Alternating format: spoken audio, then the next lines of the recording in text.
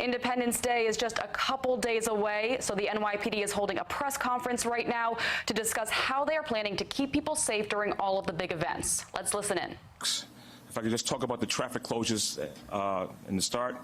At 2 o'clock, we'll be shutting down traffic on the Brooklyn Bridge, as well as the FDR going both directions in between Battery Park and Houston Street. Then at 6 o'clock, we'll start allowing people to the viewing points. So there are 6 access points on the Manhattan side, as well as 6 access points on the Brooklyn side. The 6 access points on the Manhattan side, lower Manhattan side, are going to be on the FDR Drive in between Broad and Montgomery, and the 6 access points in Brooklyn will be in Brooklyn Bridge Park, as well as the Promenade. At each one of these access points, we'll have security checks as well as bag checks, and some of the prohibited items that we always could have at each one of the large events: no large coolers, no lawn chairs, no blankets, no umbrellas, please. For our deployment, we'll have thousands of cops working as usual for all of our large events. A lot of them will be in uniform, some of them you won't see. We'll have hundreds of blocker cards, sand trucks, cement barriers.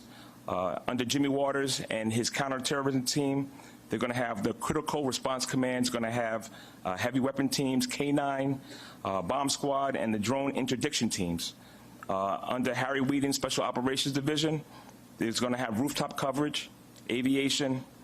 His strategic response groups will be out there deployed with long guns, as well as the harbor boats.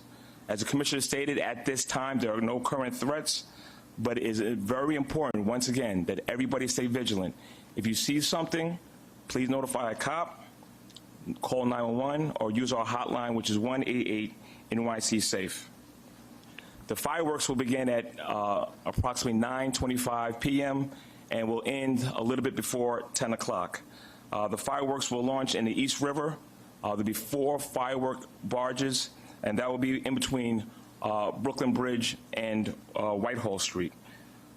Just for some safety precautions, the weather is going to be about 87 degrees, but we will have portable water fountains, as well as some cooling tents out there, just in case if the weather gets a little bit too hot for the individuals that are viewing the event. Thank you very much. Thanks, Red. Chief Jim Waters from Counterterrorism.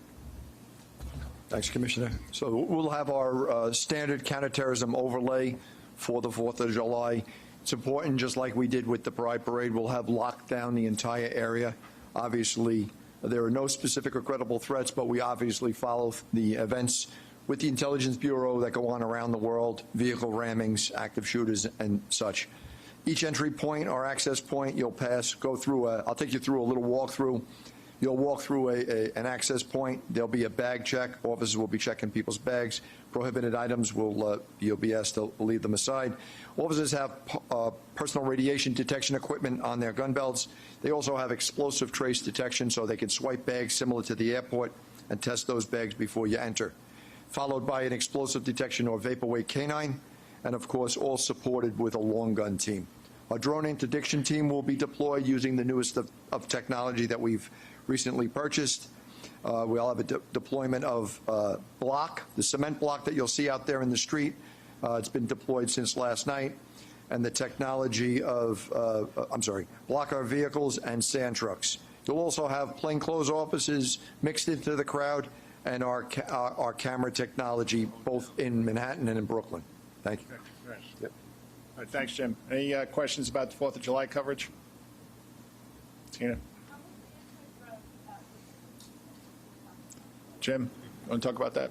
So as I mentioned last week at the Pride, so we've purchased new technology from a company. It's the newest stuff on the market. I'm not going to go into.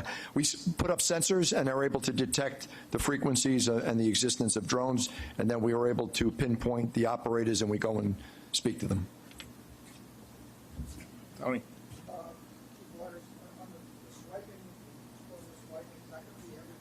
No, we'll do similar to what we do in the subways. It'll be every 5th person, every 10th person, something like that. We'll swipe the zippers in the bags.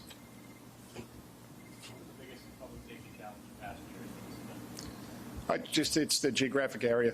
I mean, last year we went if you looked at Queens, I think there were as many people on the Queens side as there were on the Manhattan side. So it's, it's numerous boroughs. This year it's Manhattan South and Brooklyn North. I think a little bit of Brooklyn South. So I think it's, of course, the people, but it's over a huge area. But I don't know if you worked on Sunday. I don't think I've ever seen as many people in the borough of Manhattan in my whole life, but it was a great day for everyone. Yes, Aaron.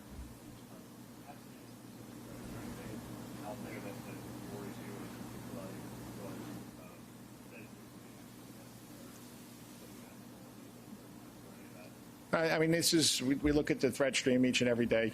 The big events are, I've said it numerous times, used to love 4th of July, New Year's, Thanksgiving, but it's what the NYPD does. We have so many large events during the year. We'll be ready. Everybody come on down. It's going to be a great show. Yes. I will not tell you exactly, but there will be many, many, many, many. Many police officers. Do you ask that question every year? Somebody asks that every year. So one year we're going to slip up. Yes.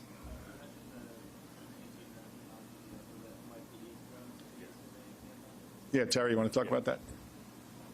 Yeah, we're utilizing our drones with our technical assistance unit every major event now. It gives us an eye in the sky. We're going to place them in a couple of different locations, and it gives us an opportunity to monitor crowds from our cell phones based directly from the drones. Any other questions about 4th of July? Okay, we're going to move on.